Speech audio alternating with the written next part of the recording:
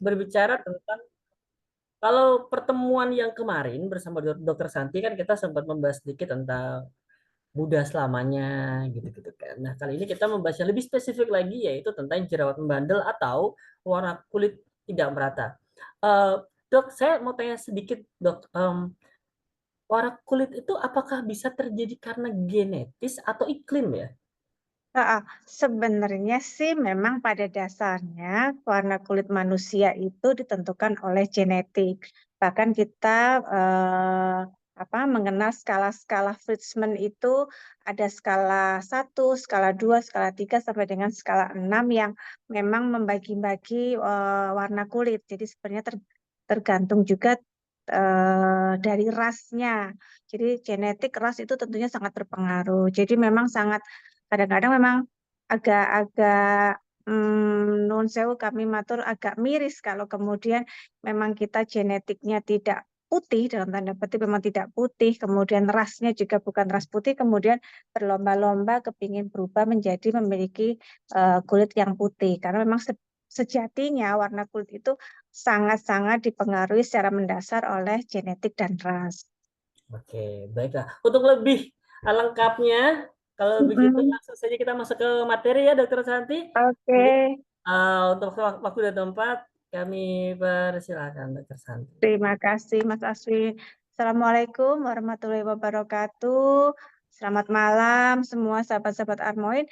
Malam ini kembali kita ketemu dalam keadaan sehat, dalam keadaan senang, happy. Semoga akan sedikit ngebahas tentang jerawat membandel dan warna kulit tidak merata. Ini lebih spesifik sih sebenarnya. Kalau kemarin kita mungkin lebih global-global, ini akan sedikit lebih spesifik tentang jerawat dan warna kulit. Mungkin nanti penyampaian saya tidak terlalu mendetail secara artinya terfokus hanya ke sini, tapi nanti monggo pertanyaannya bisa kami coba untuk menjawab. Oke, slide Mas Aswin. Nah, mungkin sebelumnya kita perlu memahami dulu sih sebelum tahu jerawat, sebelum tahu warna kulit, kita perlu tahu dulu apa sih kulit itu gitu ya. Jadi kulit itu adalah organ tubuh yang berupa lapisan atau jaringan paling luar yang membungkus dan melindungi tubuh kita dan bersifat elastis. Nah, uniknya juga kulit ini sebenarnya adalah organ terbesar manusia. Luas kulit orang dewasa kurang lebih 2 meter persegi, dengan berat kira-kira mencapai dengan 16% dari berat badan kita.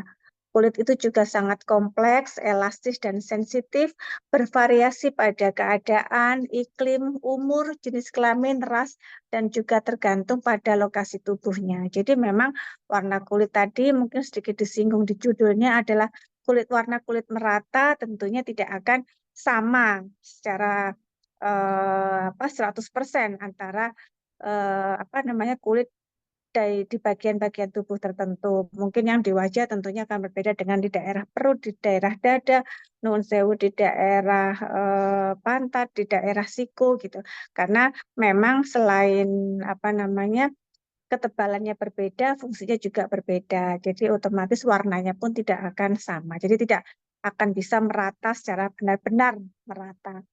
Nah, kemudian ini sih strukturnya nanti kita lewati saja Mas Aswin mungkin untuk malam ini. Kita slide selanjutnya. Nah, mungkin yang perlu kita pahami adalah tentang lapisan-lapisannya.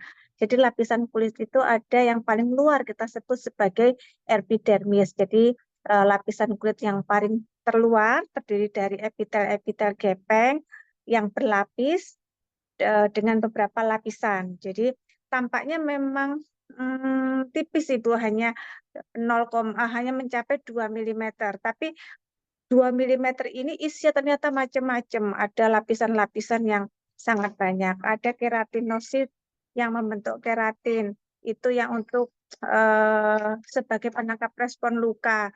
Ada pembuluh darahnya, ada pembuluh limfe atau yang menghantarkan kelenjar dan hormon untuk keringat. Jadi epidermis yang memang tampaknya tipis itu yang nuwun sewu kalau ibu atau bapak mungkin terjatuh kemudian tergores itu kan kelihatan lapisan putih di bawahnya itu sudah lepas epidermisnya, berarti sudah tidak ada. Jadi tipis sekali, tapi ternyata yang tipis itu mengandung lapisan-lapisan yang sangat banyak dengan fungsi yang bermacam-macam.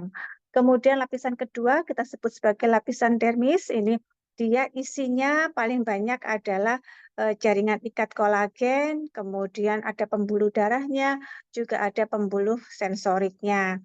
Terus ada juga folikel rambutnya, kemudian ada juga folikel untuk keringatnya. Slide. Nah, kemudian ada lagi lapisan yang lebih di dalam atau hipodermis. Biasanya tidak ada batasan tegasnya ya, tapi ini isinya biasanya paling banyak adalah lemak. Jadi sel-sel lemak ini banyak terdapat di lapisan hipodermis. Ada juga di situ pembuluh darahnya juga, pembuluh limfonya juga, ada kantung rambutnya juga. Slide. Jadi kulit kita yang tampaknya tipis ini ternyata strukturnya oleh Allah dibikin sangat-sangat kompleks dengan fungsi yang sangat besar. Mengingat lagi dia merupakan organ tubuh yang ternyata organ tubuh terbesar, paling luas permukaannya mencapai dengan 2 meter persegi. Nah, kenapa sih sama Allah kok diberi oleh Tuhan tuh diberi struktur yang sangat kompleks dan kemudian juga luas? Karena ternyata kulit mempunyai fungsi yang juga sangat penting untuk tubuh kita. Yang pertama adalah fungsi proteksi atau perlindungan. Perlindungan terhadap apa saja? Terhadap gangguan fisik, terhadap sinar matahari, terhadap rangsangan kimia, terhadap infeksi jamur, kemudian apa namanya? Terhadap paparan-paparan benda asing dari luar yang melindungi organ-organ penting tubuh lainnya seperti jantung, Soalnya paru, bingungnya dan kok. pembuluh darah. Hasilnya yang gua ambil kok gitu. Itu Oke, jangan slide.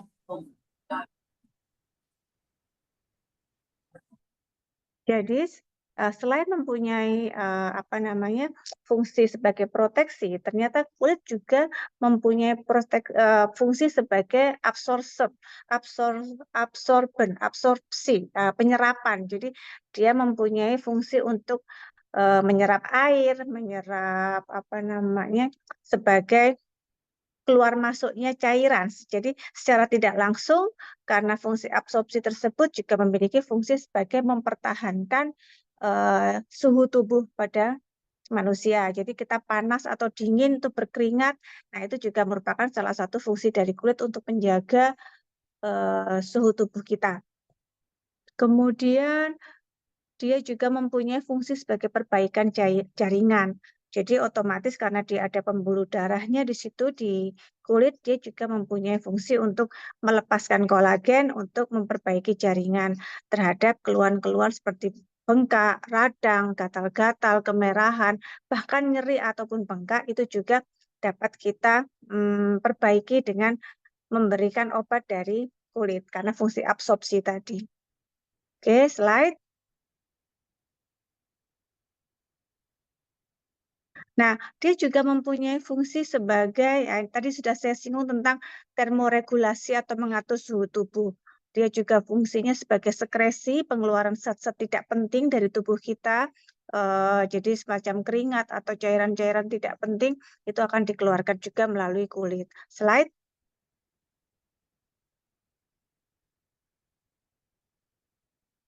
Nah, kulit juga mempunyai fungsi sebagai pembentuk pigmen. Jadi saya sampaikan bahwa di dalam kulit yang tipis tadi ada lapisan-lapisan dengan sel-sel keratinosit dan sel-sel melanosit yang ternyata mempunyai fungsi sebagai pembentuk pigmen. Jadi warna kulit itu dipengaruhi oleh sel-sel melanosit ini. Nah, itu juga terpengaruh oleh ras maupun genetik dari individu tersebut. Nah, kulit juga mempunyai fungsi sebagai pelindung. Ini tadi sudah kita bahas, kita lewati saja slide. Nah, setelah kita tahu bahwa kulit mempunyai fungsi sebagai pelindung atau proteksi, sebagai termoregulasi atau menjaga suhu tubuh, kemudian punya fungsi absorpsi atau penyerapan, juga punya fungsi sekresi atau mengeluarkan cairan tidak penting. Nah, sekarang kita perlu tahu apa sih tipe-tipe kulit kita ini. terutama pada kulit wajah, karena pagi hari ini kita akan membahas tentang spesifik ke kulit wajah. Sebenarnya pun seluruh bagian tubuh kita, seluruh kulit di bagian tubuh kita itu mempunyai tipe yang sama. Dia ada yang kombinasi skin, jadi antara kering dengan berminyak, ada yang sensitive skin yang begitu kena paparan sesuatu dia akan mudah bereaksi, entah itu gatal ataupun kemerahan. Kemudian ada kulit kering atau dry skin, kemudian ada oily skin, dan ada normal skin. Tentunya semua manusia kepinginnya punya kulit yang normal, normal skin. Tapi tetap saja bahwa kita harus menerima bahwa ternyata ada faktor-faktor yang tidak dapat kita rubah, yaitu genetik dan ras, itu sangat mempengaruhi dari tipe kulit kita akan apakah itu kombinasi, apakah itu sensitif, apakah itu kering ataupun berminyak. Slide. Nah, walaupun itu genetik adalah sesuatu yang tidak dapat kita rubah, tentunya kita dapat melakukan beberapa hal untuk dapat mengoreksi supaya jenis kulit kita itu kemudian tidak menjadikan keluhan. Nah, ini kita akan bahas sedikit tentang sifat-sifat dari tipe-tipe tadi. Kalau kulit kering itu ditandai dengan kulitnya kenceng tapi mengerut. Kenceng itu maksudnya terasa ketat ya. Kemudian tampak kering, kusam dan tidak glowing, tidak mengkilap karena memang kelenjar sebumnya sangat sedikit. Kemudian garis halusnya tampak kelihatan.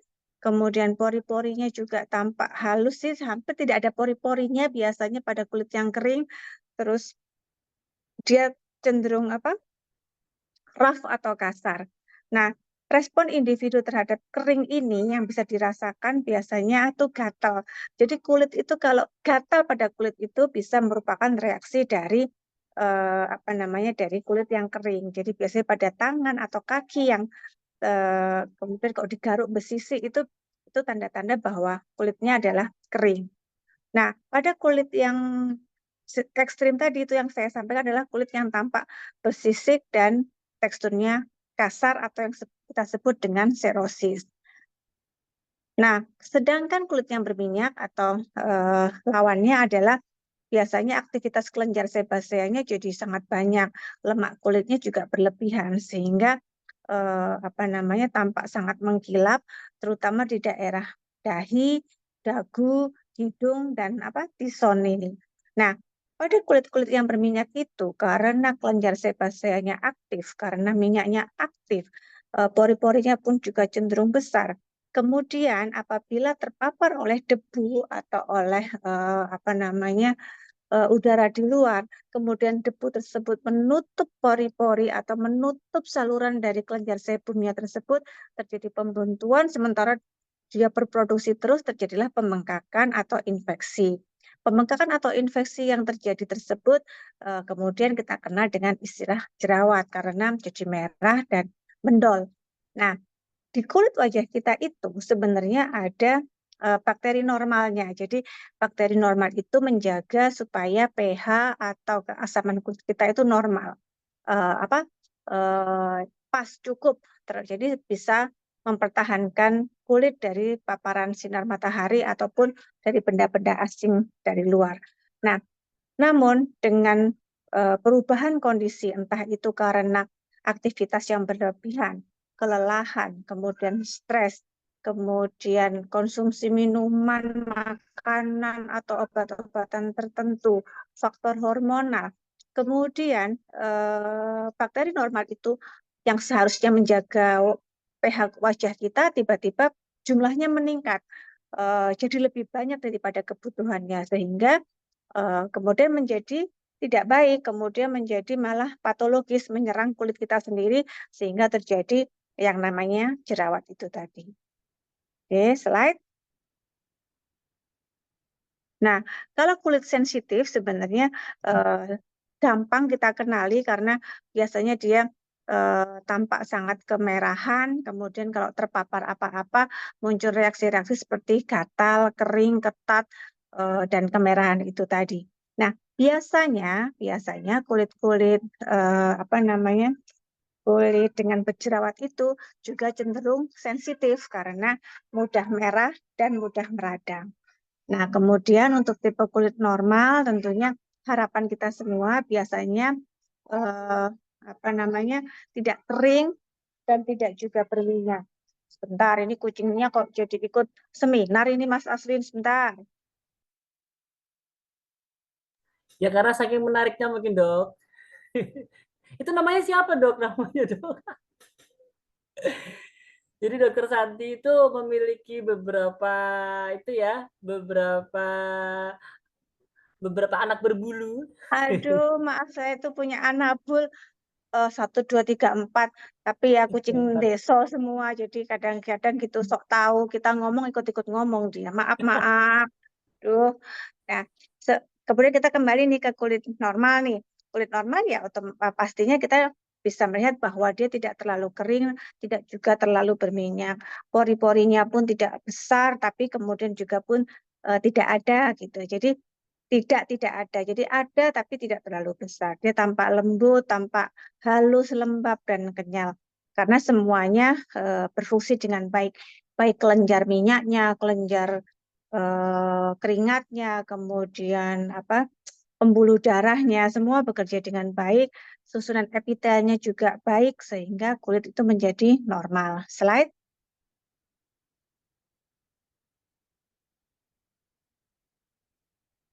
Nah, kemudian tentunya ada yang kita sebut tadi yang kulit kombinasi. Kulit kombinasi ini sebenarnya perpaduan. Jadi di area tertentu dia kering, di area tertentu dia berminyak. Atau di area tertentu dia normal, di area tertentu dia berminyak. Atau normal dengan kering. Jadi biasanya kita bisa sebut dengan normal to dry atau normal to oily gitu. Nah, biasanya yang bermasalah adalah daerah T, dari daerah hidung ke dahi gitu. Jadi membentuk huruf T. Biasanya di huruf T itu tampak lebih berminyak daripada daerah U atau pipi dan dagunya. Jadi itu yang kemudian kita sebut dengan kulit kombinasi. Oke, itu tadi tipe kulitnya. Slide Mas Aswin. Nah, ini tadi yang sempat kita sebut di awal yang ditanyakan sama Mas Aswin tentang apakah iklim atau genetik itu mempengaruhi warna kulit. Pada dasarnya manusia itu mempunyai 6 tipe warna kulit yang kita sebut dengan skalanya kita sebut dengan Fitzpatrick Scale. Jadi ada tipe 1, tipe 2, tipe 3, tipe 4, tipe 5, dan tipe 6. Tipe 1 dari yang warnanya kulitnya merah gitu ya. Kemudian tipe 2 dia agak kebule-bulean putih. Tipe ketiga sudah mulai fair skin, medium to dark. Kemudian tipe 4 ini biasanya apa namanya Asia-Asia itu, kemudian tipe 5 sudah mulai dark, kemudian tipe 6 yang sangat gelap atau kita bisa sebut dengan istilah negro gampangnya. Nah, ini sudah ada genetiknya. Jadi ada 6 varian warna kulit manusia di bumi ini. Nah, memang kemudian kadang-kadang ada yang ingin mencerahkan atau tidak mencerahkan, memutihkan warna kulitnya. Bisa, tapi tidak akan melebihi, misalnya non sewu kita ada di tipe 4 nih, kemudian kepingin jadi tipe 2 gitu, tentunya akan tidak dapat tercapai karena memang ini sudah ada skill-nya, sudah ada skalanya. Mungkin akan tone-nya lebih muda atau lebih cerah 1 sampai dengan 2, tapi tidak bisa merubah warna dasar kulit yang seperti dibagikan oleh si Fitzpatrick Scale ini. Slide.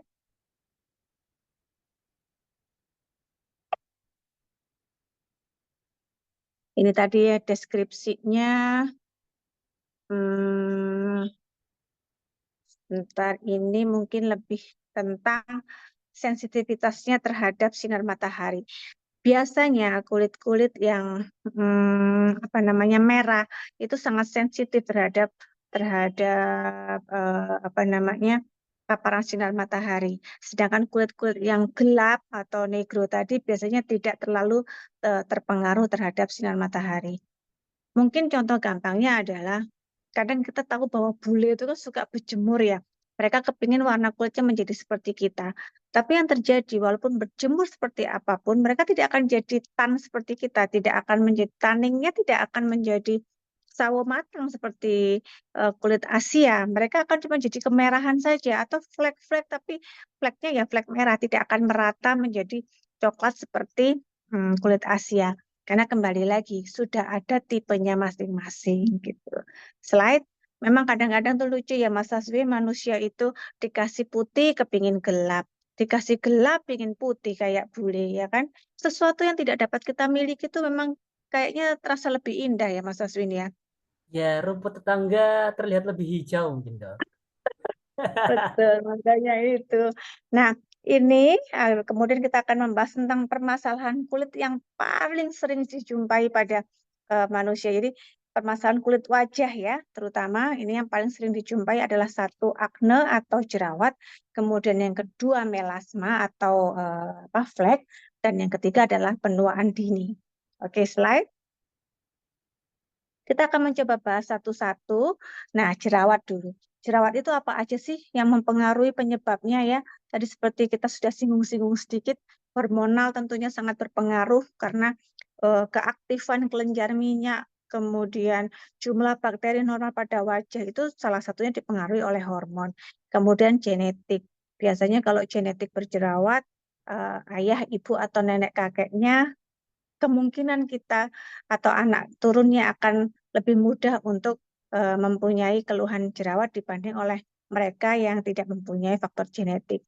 Adanya bakteri yang menempel pada kulit bisa karena tadi perubahan hormon dan lain-lain atau juga bisa karena kurangnya hygiene dan sanitasi, kurangnya kebersihan.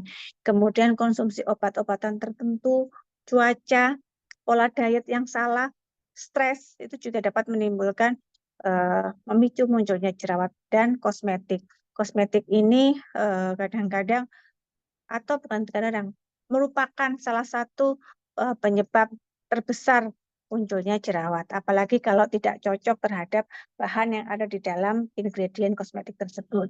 Oke, slide. Nah, kemudian ini tadi yang kedua adalah flek. Flek itu adalah bercak-bercak yang berwarna kecoklatan atau lebih gelap dibanding dengan warna kulit yang lain.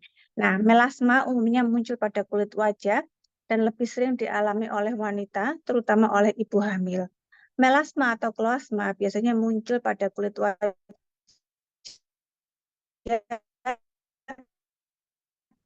terutama pipi, dahi, dan bisa juga muncul pada lengan dan leher. Jadi memang istilahnya itu sebenarnya lebih tentang ke hiperpigmentasi atau pigmen yang berlebihan. Hiperpigmentasi. Jadi pigmentasi itu penpigmenan, jadi lebih menghitam. Hiper itu berlebihan. Hiperpigmentasi sendiri itu ada macam-macam. Ada salah satunya melasma. Kita sebut melasma ini biasanya memang terjadinya di wajah. Ada juga senilis hiperpigmentasi, itu biasanya pada kulit-kulit tangan.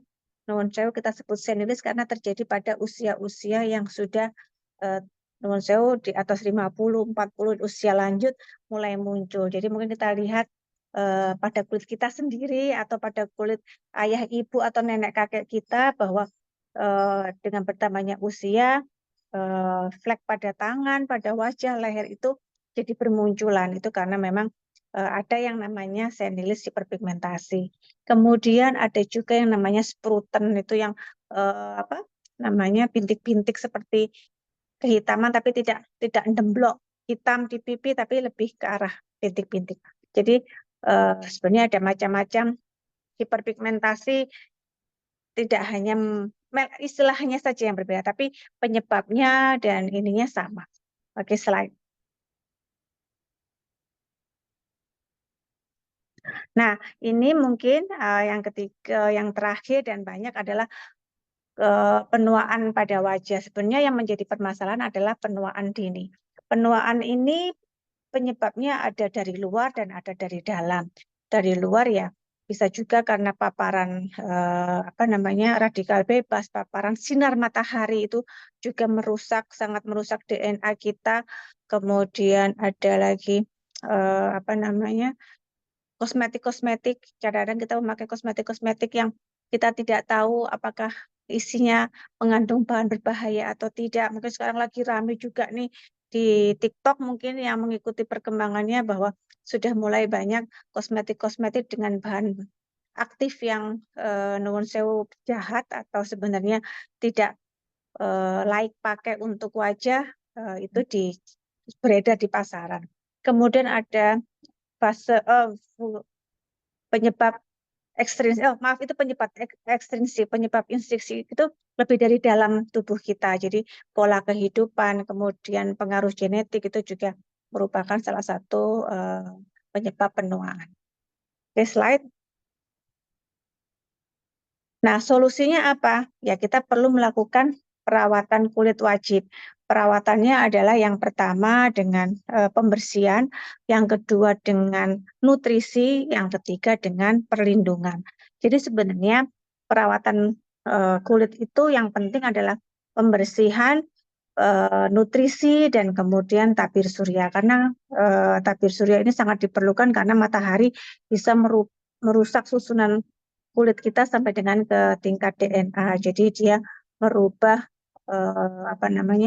merubah susunan kulit kita, kemudian merangsang terjadinya pigmen, kemudian bahkan sampai dengan memicu terjadinya kanker kulit karena merubah sel tadi. Makanya kita butuh proteksi sunscreen. Nah, kemudian yang pertama pembersihan. Pembersihan itu tujuannya untuk menghilangkan debu kotoran pada wajah. Harapannya dengan wajah yang tetap bersih, pH-nya dapat tetap terjaga dan penyumbatan-penyumbatan pada kelenjar sebasea tidak terjadi. Pilih pembersih wajah yang formulanya lembut, Bapak Ibu, ringan, dan juga dapat membantu lapisan kulit agar dapat bekerja secara optimal. Jadi kondisi kulitnya akan tetap sehat.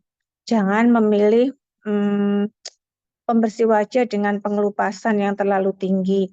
Sebenarnya kalau saya pribadi, saya lebih menyukai proses pengelupasan atau eksfoliasi pada kulit wajah pasien itu hanya dikerjakan di klinik. Memang kita butuh eksfoliasi karena kulit kita tuh setiap 21 hari sekali itu berganti, Pak. Bapak Ibu itu berganti menjadi kulit yang lebih baru. Jadi lapisan epitel yang di bawahnya akan menggantikan lapisan epitel di atasnya yang rusak tadi. Tadi kan saya sempat singgung bahwa kulit kulit kita yang sangat tipis itu terdiri dari lapisan-lapisan epitel. Nah, setiap 21 hari sekali itu terjadi regenerasi. Epitel yang di atas lepas diganti oleh epitel yang di bawahnya. Namun dengan karena berbagai faktor, misalnya karena faktor usia, atau karena faktor make up yang dipakai, atau karena faktor polusi udara, lepasnya tidak sempurna. Jadi masih tetap ada yang nempel-nempel atau tetap ada di permukaan sehingga kulit tampak kusam. Makanya kita perlu yang namanya eksfoliasi atau pengelupasan tadi untuk membantu melepas epitel yang belum lepas tadi supaya dapat terlepas dengan sempurna. Namun, apabila eksfoliasi itu dipakai terus-menerus, dipakai dalam jangka panjang dengan dosis yang tinggi, eksfoliasinya bukan hanya lapisan kulit yang lepas tadi, tapi lapisan epitel kulit yang harusnya masih sehat di bawahnya pun jadi ikut terlepas. Kalau itu jadi ikut terlepas, akhirnya muncul iritasi, kulitnya jadi kemerahan, gatal, dan kadang juga bisa sampai dengan berjerawat. Kemudian yang kedua, berikan nutrisi pada kulit. Nutrisi itu bisa dari luar maupun dari dalam. Dari luar kita bisa menggunakan moisturizer yang cocok dengan jenis kulit. Pilih moisturizer yang ringan supaya tidak menyumbat pori-pori. Bisa juga kita melakukan memberi nutrisi pada kulit melalui bahan dari dalam. Contoh paling gampangnya adalah dengan mengkonsumsi kolagen, mengkonsumsi vitamin C, mengkonsumsi vitamin C dan vitamin A. Kolagen itu merupakan jaringan ikat dan wajah kita, kulit kita menjadi kenyal, menjadi terisi, tidak berkerut karena jaringan ikat di bawahnya masih kuat dan masih cukup jumlahnya. Tapi kalau itu sudah berkurang, otomatis kulit menjadi berkerut. Kemudian vitamin C, dia dapat membantu mempercepat regenerasi kulit. Vitamin E dapat membantu melembabkan dan vitamin A juga dapat membantu perbaikan kerutan. Kita dapat menggunakan vitamin-vitamin itu untuk menjaga kesehatan kulit, terutama kesehatan kulit wajah. Nah, kemudian tadi sunscreen juga sudah saya singgung sedikit. Jadi kita perlu menggunakan tabir surya, bahkan berdasarkan penelitian pada saat kita di rumah sekalipun sinar matahari tetap bisa masuk dan kita tetap butuh memakai sunscreen.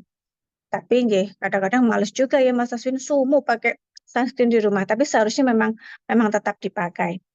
Dan berdasarkan penelitian jurnalnya lagi, penggunaan sunscreen yang baik adalah cukup 2 ruas 2 jari. Jadi misalnya jari telunjuk dengan jari tengah, itu 2 ruas teratas, itu kita kasih sunscreen. Nah, itu sudah cukup untuk mengcover wajah dan leher. Jadi 2 mg per meter itu nanti jadinya. Oke, slide. Nah, ini tadi kami sampaikan bahwa solusi untuk memperbaiki kulit atau menyehatkan kulit adalah dengan pembersihan. Kita di sini bisa punya Armoin skin treatment bar. Kemudian kita juga ada pelembapan yang dari dalam dengan menggunakan Armoin dan perlindungan yang dapat Ibu gunakan berupa sunscreen. Mungkin itu yang saya sampaikan sedikit. Nanti monggo jika ingin ditanyakan apapun, nanti kita coba untuk menjawab. Terima kasih atas perhatiannya. Untuk kurang lebihnya kami mohon maaf. Kita buka sesi pertanyaan. Terima kasih Mas Aswin. Baik, terima kasih Dok.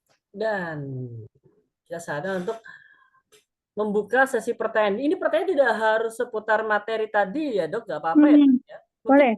ada keluhan-keluhan mungkin tidak hanya untuk diri sendiri, tapi mungkin untuk orang yang dikenal juga boleh, mumpung ada Dokter Santi di sini, yang berkaitan dengan kesehatan kulit, atau mungkin dengan pencernaan terkait dengan produk Armoin juga pastinya ya.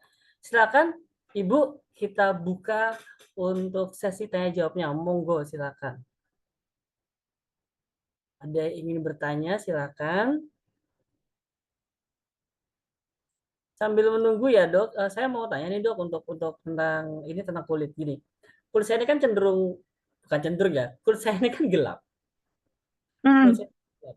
Tapi apakah gini Dok? Ada mitos yang mengatakan bahwa resistensi terhadap sinar UV bagi orang dengan kulit yang lebih gelap itu cenderung lebih kuat daripada mereka yang berkulit lebih cerah. Lebih terang, ya memang. Jadi tadi sudah saya sampaikan di slide saya tadi bahwa Fitzpatrick Scale itu salah satu parameternya adalah ketahanan kulit terhadap paparan sinar matahari, terhadap resistensi matahari itu tadi.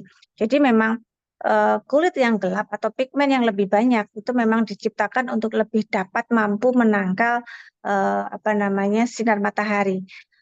Oleh karena itu, kenapa sebenarnya Tuhan itu sudah menciptakan sesuatu itu sudah adil.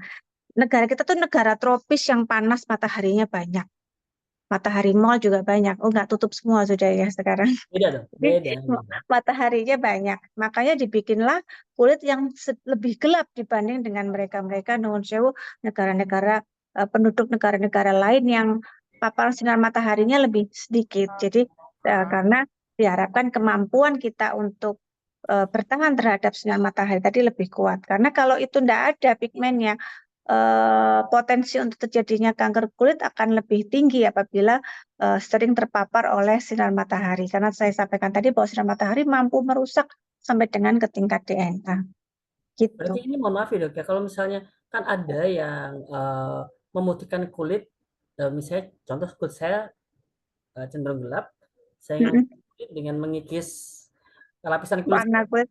ya, Ya. sehingga menjadi putih. Apakah itu berarti kan saya membuka diri saya, mengekspos diri saya supaya saya terpapar untuk mendapat. Oh, tidak juga. Jadi begini, itu akan lebih dalam pemahamannya. Jadi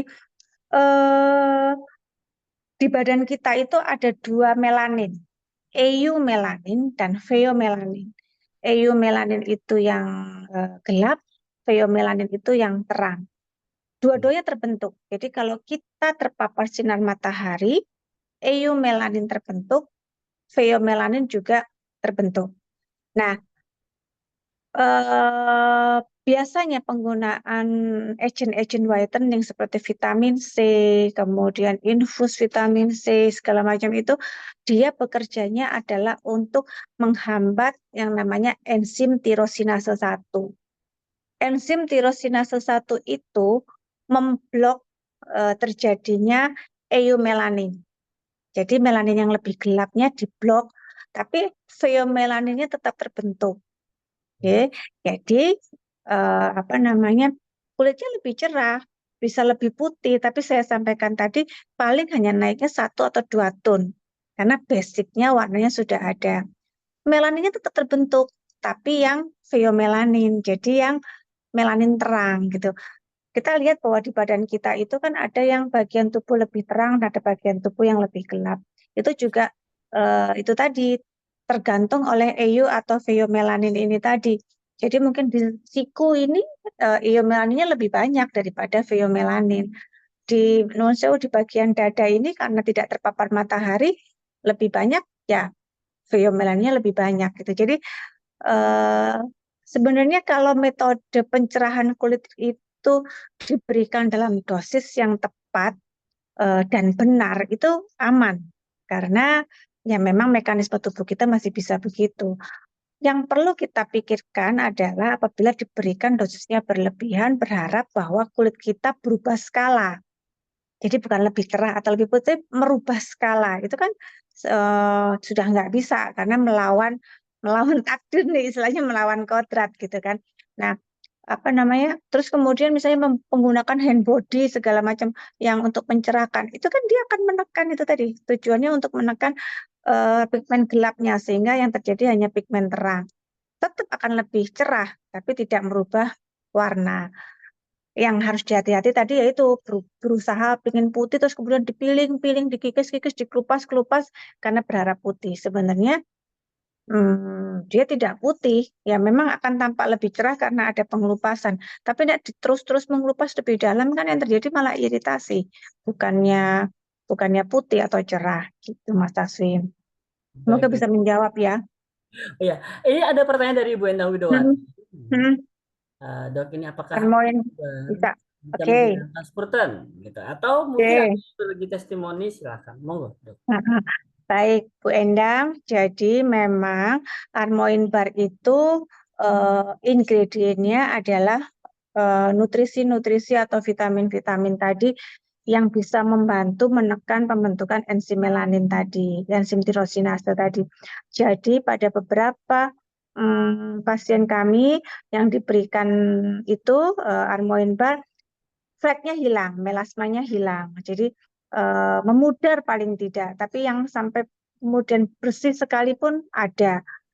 Namun untuk Spruten memang menjadi case yang lebih berbeda karena Spruten itu munculnya dari melanosit yang letaknya jauh lebih di dalam. Jadi apa namanya?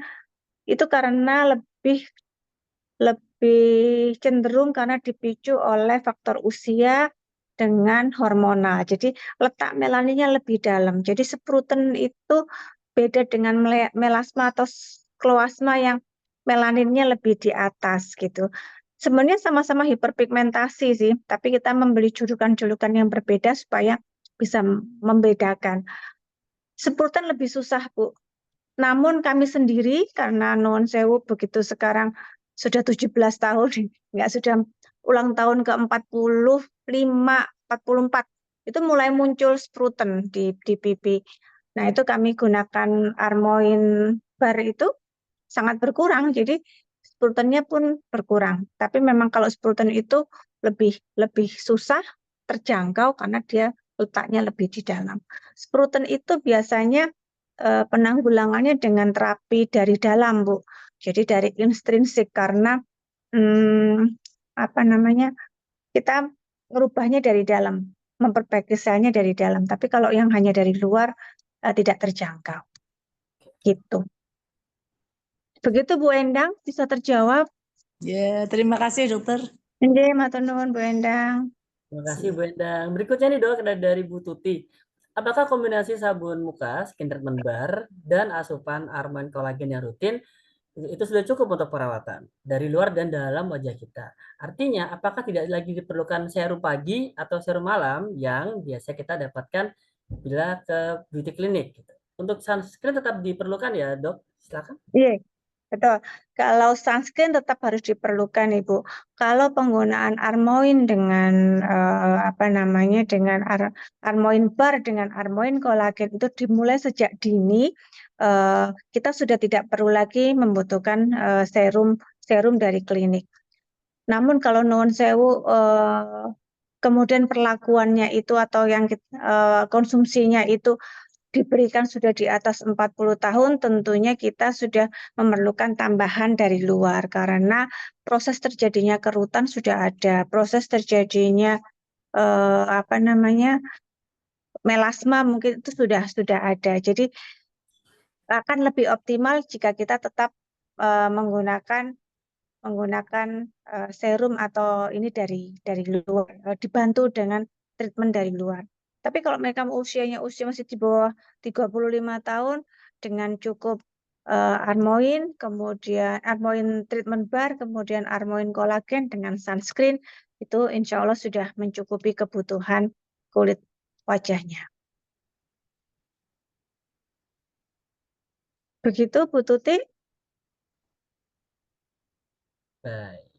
Nah, Terus ya, Bu Titi ya. Atau Mbak silakan Agustin boleh Bu nanya nggak? Silakan bagus ini. Monggo. Assalamualaikum Bu Dokter, Waalaikumsalam Bu Agustini. semoga sehat selalu. Bu Agustini juga sehat selalu, sehat bahagia Amin. sejahtera, tajir bejibun, kaya raya. Amin ya Rabbal Alamin. Bu Iya Bu Dokter, Agustini. ini barusan sore ini kan ada masuk WA dari Mm-mm, ini pengguna Armoin kita. Nah, betul. ternyata ini dia kan nggak ngomong-ngomong. Ya. Ini umurnya 75 tahun. Mm-mm, 75 tahun ada dua sebenarnya yang dirasakan. Yang pertama adalah mungkin di tulang, di ujung tulang ekor ini kan suka sakit. betul.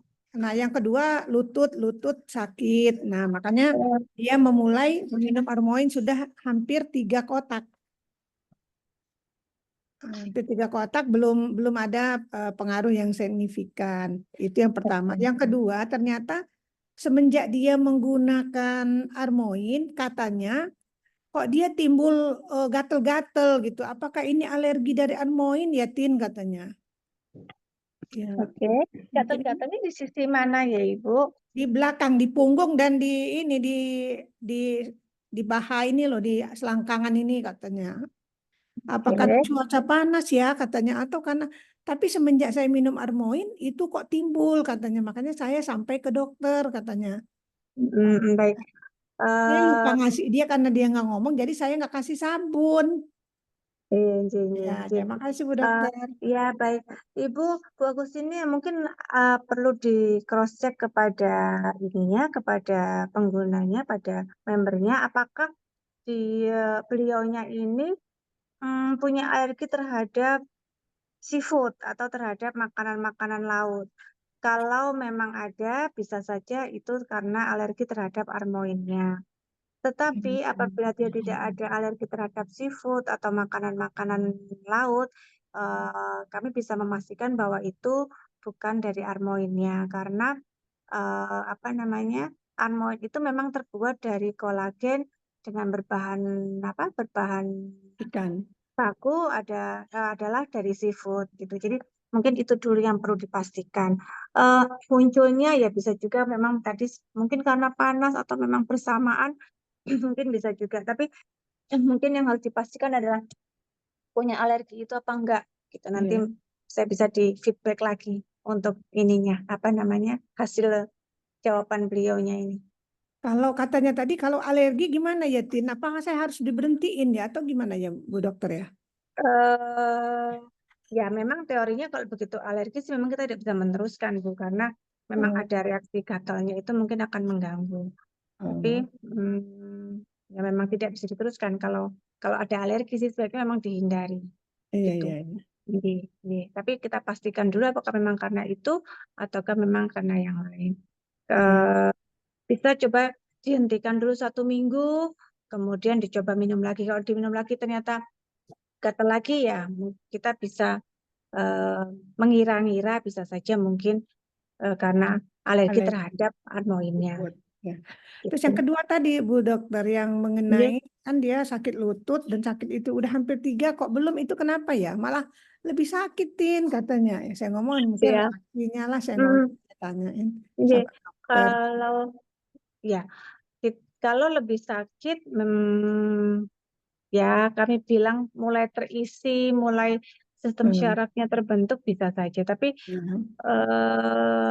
apa namanya?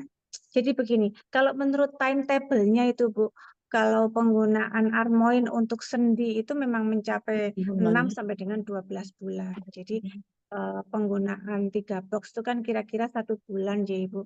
Kalau teorinya sih memang mungkin belum terasa perubahan yang signifikan, tetap harus kita bantu dengan obat anti nyerinya. Apalagi mengingat usia. Jadi nyerinya bisa macam-macam penyebabnya. Apakah memang ada spondilitis atau apa? Nah, ya memang belum. Kalau kami sih secara teori jurnal sih memang 3 box atau 1 bulan itu memang Belum ya. memang belum terasa sih karena penelitiannya sih 6 bulan. Ya walaupun kemudian testimoni dari teman-teman kita ada yang 3 hari minum, 4 hari minum sudah baik. Tapi kembali lagi yang perlu kita pahami adalah bahwa Armoin ini kan kolagen suplemen, jadi bukan nuwun sewu dalam tanda petik obat yang menghentikan nyerinya. Jadi kita berusaha memenuhi kebutuhannya. Nah, mungkin memang belum tercapai nih kebutuhannya. Dan ini kan isinya 3,6 gram. Mungkin beliaunya butuh lebih dari itu dosisnya gitu. Jadi kalau teorinya memang belum terasa kalau di 3 minggu itu. Jadi kalau memang beliaunya masih memiliki keyakinan bahwa Armoin ini dapat membantu karena memenuhi kebutuhan kolagennya, tetap saja diminum. Kalau memang terasa nuwun sewu, kami paham betul bahwa kadang-kadang mungkin harga juga, maksudnya beliau mungkin punya skala-skala prioritas gitu, tidak harus setiap hari, mungkin 2 hari sekali gitu, tapi tetap diupayakan untuk diminum karena biar terpenuhi kebutuhannya daripada tidak dikonsumsi sama sekali kan belas nggak dapat kebutuhan kolagen untuk ngisi tulangnya. Iya, mungkin karena juga umur ya dokter ya. Iya, Ya iya, 8 kali minum, alhamdulillah lutut saya enak, nggak sakit. Itu Karena mungkin usia umur berapa? juga, 75. Jadi Dan memang saya kan kita 61 saya. kejar-kejaran ya ini Bu, kejar-kejaran antara menyembuhkan penyakit yang lama dengan munculnya keluhan yang baru. Artinya sel kita berusaha mengisi selnya yang lama, memperbaiki selnya yang lama, tapi kan kematian sel yang baru juga ada. Karena kan nuwun sewu dengan usia sudah segitu kan biasanya Iya. selnya juga udah lambat ininya. Bisa dibantu dengan obat ini sebenarnya anti nyeri untuk konsultasi ke dokter itu. Oh, Ini sudah dokter konsultasi ke dokter, cuman kayaknya internet. terapi-terapi aja kayaknya. Oh, nggih, nggih. Memang harus difoto juga apakah ada taji, apakah ada Ada apa spondilitis. ini saraf kejepit katanya. Oh, iya baik. Nah, saraf kejepit itu kan memang nyerinya akan lebih lama karena memang syarafnya terjepit ya, izin. Jadi tetap harus dikasih anti nyeri. Akan beda keluhannya kalau memang dengan keluhan sendi saja atau tulang saja yang konsepnya adalah kita butuh ngisi Iya. tulang atau ngisi sendi. Tapi kalau ini kan memang karena ada syarafnya yang terstimulasi. Sementara syaraf tuh kalau terstimulasi ya keluhannya bisa macam-macam, bisa keringgingan, bisa nyeri, bisa kebas gitu, apa baal, enggak kerasa apa-apa gitu. Baru tadi ngomong sore, tapi waktu hari Iya. kemarin dia ngomong Tin, katanya kok hilang ya, sehari hilang, sehari enggak. Ya namanya orang tua ya pikir saya, oh sekarang lagi terasa sakit, jadi ya ngeluhnya ya Betul. sakit Mungkin banget. karena posisi tidurnya atau posisi berdirinya gitu atau sedang lelah gitu memang bisa saja jadi tambah muncul keluhannya apalagi dengan diagnosa saraf kejepit itu biasanya sih memang butuh waktu lebih lama dan Armoin tidak memberikan efek yang signifikan karena beda ini ya, beda diagnosa dengan pengobatannya. Ini kan kalau ibu sendinya nyeri itu kan memang tidak ada syaraf di situ. Jadi lebih ke bisa bantalan sendinya yang tipis atau tulangnya. Jadi begitu diisi, diberi Armoin, 8 kali strukturnya udah langsung hilang. Iya, 8 iya hari strukturnya ke-8 sudah terbentuk sembuh. langsung sembuh. Nggih. Tapi kalau ini kan karena saraf kejepit itu kan kelainan anatomi ya Bu, kelainan bentuk. Jadi memang Armoin kurang bisa memberikan respon yang cepat gitu. Jadi mungkin fungsinya hanya untuk menjaga supaya kondisi beliau tidak tambah parah gitu, tambah nggak semakin sakit gitu. Tapi untuk menghilangkannya memang beda obat sih. Ya, nanti saya saranin nanti dengan ini Betul. penggunaan. Nggih, Terima baik. kasih ya Bu Dokter Nggih, penjelasannya. ya, nggih, terima kasih Semoga Bu Sri. bermanfaat. Nggih, Ibu sehat selalu. Amin. Terima kasih Bu. Sama-sama. Oke, baik, terima kasih. Bagus ini sudah pukul 8. Saya membuka satu lagi ya, Dok ya. Terakhir satu Boleh? pertanyaan lagi saja. Karena nanti takutnya penjelasannya juga akan lebih panjang supaya tidak terlalu malam karena di waktu Indonesia bagian timur Iya, jam 10. jam 10 jam 9. Iya. Kalau Satu pertanyaan lagi. sudah Ya, di Sorong udah jam 10 ya? iya, pasti udah jam jam 10. Saya kan pernah di Sorong tuh. Wah. Baik, satu pertanyaan terakhir silakan bagi sahabat Harmoni dan juga Mitra. Ada lagi mungkin?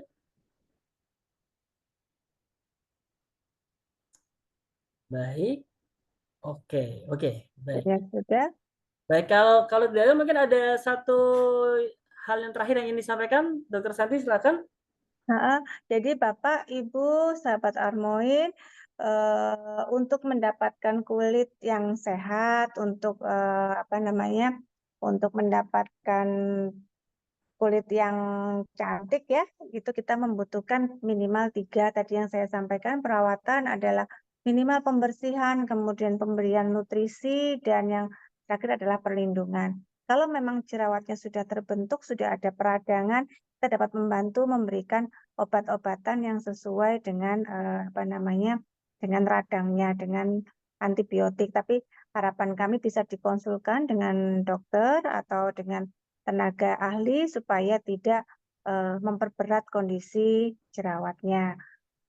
Dipastikan lagi Ibu Bapak untuk berhati-hati, saat ini sedang banyak produk-produk di luaran sana yang kemudian nilai keamanannya diragukan. Jadi lebih berhati-hati lagi. Harapan kita kadang-kadang kita ingin sehat, nanti malah beli beli produk-produk yang tidak pas, malah tidak jadi sehat. Jadi tetap semangat, tetap sehat, tapi kembali lagi juga tetap berhati-hati. Oke, Dok, ini ada pertanyaan terakhir, Dok, dari Boleh. Bu Bulan. Izin mau bertanya, silakan Bu Bulan diaktifkan saja mikrofonnya atau lewat chat boleh, silakan.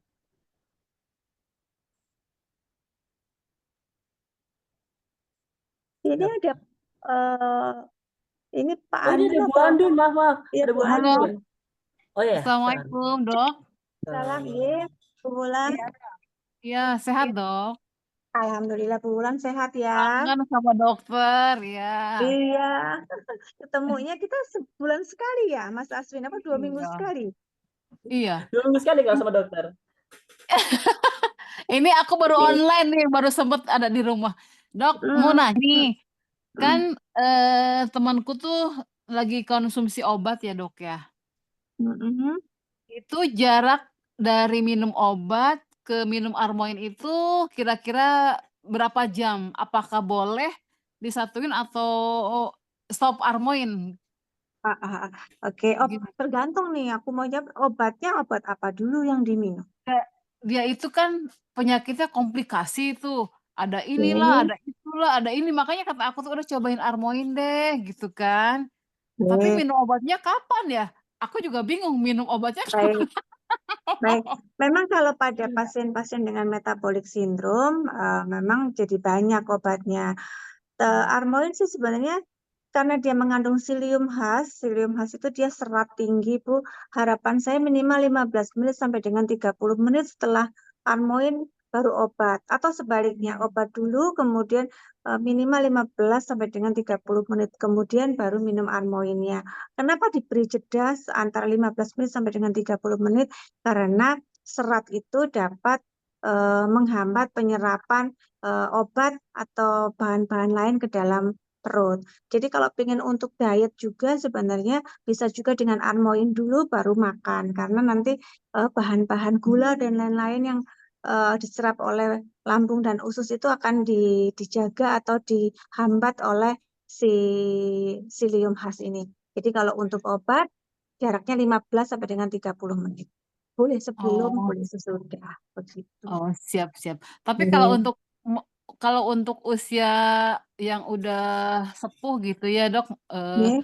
itu dan tidak ada indikasi penyakit apapun boleh Iya. diminum sebelum makan ya dok ya? Boleh, Atau boleh, harus makan boleh. dulu dok? Tidak, boleh kapan saja sebenarnya. Gitu ya? Boleh kapan saja. Walaupun dianjurkannya kenapa? eh jadi sebenarnya boleh pagi, siang, sore, malam kalau apa namanya tidak ada keluhan. Kalau pagi itu kalau untuk diet karena dia ada psyllium husk-nya, malam untuk penyerapan yang lebih baik gitu. Oh gitu, siap. Hmm.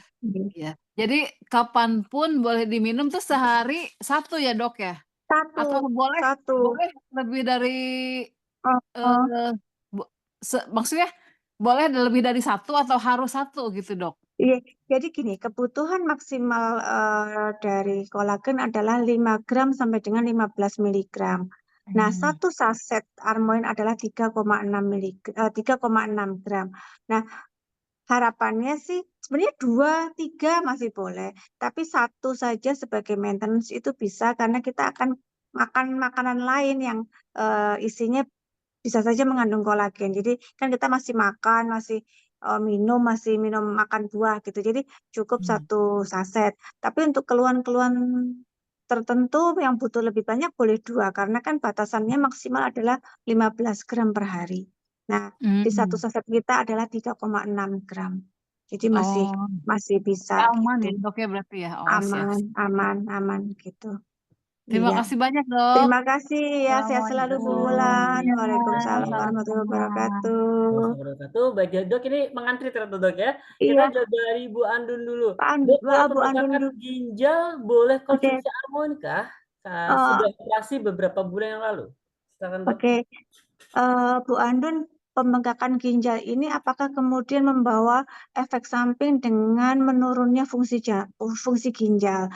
Kalau kalau ada komplikasi ke menurunnya fungsi ginjal, saya tidak menyarankan untuk mengkonsumsi Armoin karena di dalam Armoin ada merupakan protein tinggi, sementara pasien-pasien dengan penurunan fungsi ginjal itu minum saja ditaker, tidak boleh banyak-banyak. Tapi apabila tidak ada komplikasi ke penurunan fungsi ginjal, jadi dia hanya pembengkakan saja, biasanya karena film tumor atau karena bakteri, itu boleh minum Armoin. Bahkan harapannya dengan pengkonsumsi Armoin, proses penyembuhan atau regenerasi jaringan ginjalnya bisa lebih cepat, jadi bisa lebih baik. Jadi mungkin harus dipastikan dulu, ditanyakan kepada rekannya apakah ada komplikasi ke penurunan fungsi ginjal. Jadi apakah ada catatan khusus dari dokter bahwa beliaunya harus mengurangi minum atau mengurangi konsumsi protein. Gitu ya Bu Andun. Karena Oke. bisa bermata dua nih, seperti pisau bermata dua. Di satu sisi membantu, tapi bisa saja dia punya potensi malah memperberat kondisi pasien. Jadi harus dipastikan dulu. Oke. Baik. Semoga bisa Itu menjawab Bu ya. Andun. Bu Tutik Bu juga Tuti, nih. silakan. Ada WA nih, saat ini konsumsi obat jantung, tensi, pengencer darah. Kalau pagi minum obat jantung, oke. Ada pengaruhnya dok. Maksudnya pengaruh gimana? Minum Armoin. minum Armoin ya boleh, pilih siang hari saja kalau begitu, karena kan minum obatnya pagi dan malam hari. Nah, mungkin sebagai wacana ini, saya juga peminum obat hipertensi, Bu, dengan nifedipin 30 tiap malam. Kemudian pagi saya juga minum obat kolesterol nih, kayaknya memang karena pola hidup saya waktu zaman muda dulu nggak bagus-bagus amat. Sadar kesehatannya baru sekarang. Jadi kolesterol saya juga lumayan agak tinggi karena kebetulan badan saya juga ada sel hati saya itu membentuk kolesterol terus. Jadi kalau nggak bergiat, nggak berolahraga, kolesterolnya naik. Jadi pagi saya harus minum Lipantil Penta, malamnya minum nifedipin Oros. Nah, itu saya minumnya biasanya siang sebelum atau setelah makan siang bersamaan dengan itu. Jadi boleh. Kalau ada pengaruhnya, kalau buat saya pengaruhnya menjadi lebih baik. Di badan juga lebih sehat. Begitu, Bu Tuti. Oke. Baik, semoga jawab ya Bu Tuti ya. Ya, Dan ini sudah. sama kayak Dokter Santi. Oh, silakan Bu Tuti, monggo. Ya Bu Tuti, ada yang mau sampaikan lagi? Enggak, sudah. Terima kasih, Dok. Jelas ya. Terima kasih. Terima kasih. Nah, ini sama kayak Dokter Santi ini sukanya kopi nih dari Bu Yuliasri. Dok, izin kita jeda untuk minum Armoin dengan obat dan kopi sebaiknya bagaimana ya, Dok? Silakan Dokter Santi. Kalau Armoin ke obat tadi seperti saya sampaikan adalah 15 sampai dengan 30 menit. Kalau untuk ke kopi sih sebenarnya tidak ada pengaruhnya, artinya tidak ada catatan khusus harus jeda berapa lama. Yang penting lambungnya kuat, karena nuwun sewu di dalam Armoin itu sudah ada psyllium khasnya memperberat kerja lambung. Kopi juga memperberat kerja lambung.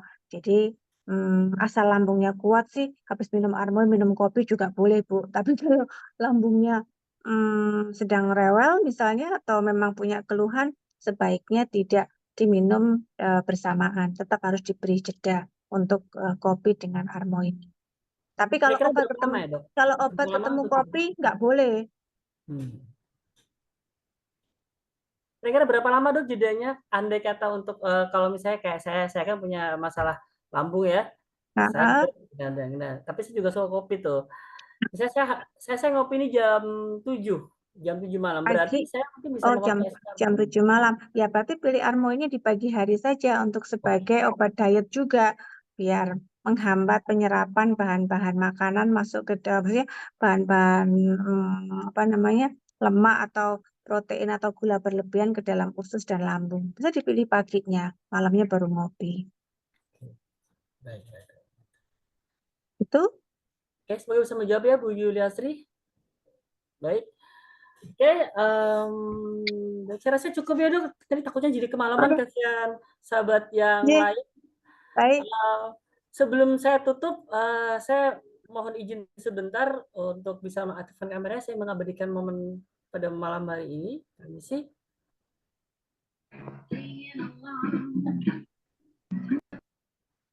Baik. Jadi on cam semua. Aduh, baik, ada Pak Heru, ada Ibu Enda Widowati, Ibu Nani. Aduh, cantiknya Ibu. Hitungan ketiga ya, dengan Ibu Pak Bapak. Heru ini. Selamat malam, Bu Endang, Pak Heru, sehat. Kompak sekali, Bu Endang sama Pak Heru. 1, 2, 3. Oke, baik kalau gitu. Terima kasih Bapak-Bapak Ibu-Ibu semuanya. Kita bertemu lagi di hari Sabtu berikutnya. Dan untuk temanya apa nanti akan di-share di grup. Kalau begitu saya sudah free mewakili PT Kamlindo Global Amarta dan juga rekan-rekan dari manajemen Armoin. Mohon pamit. Mohon maaf jika ada salah kata. Assalamualaikum warahmatullahi wabarakatuh. Waalaikumsalam warahmatullahi wabarakatuh.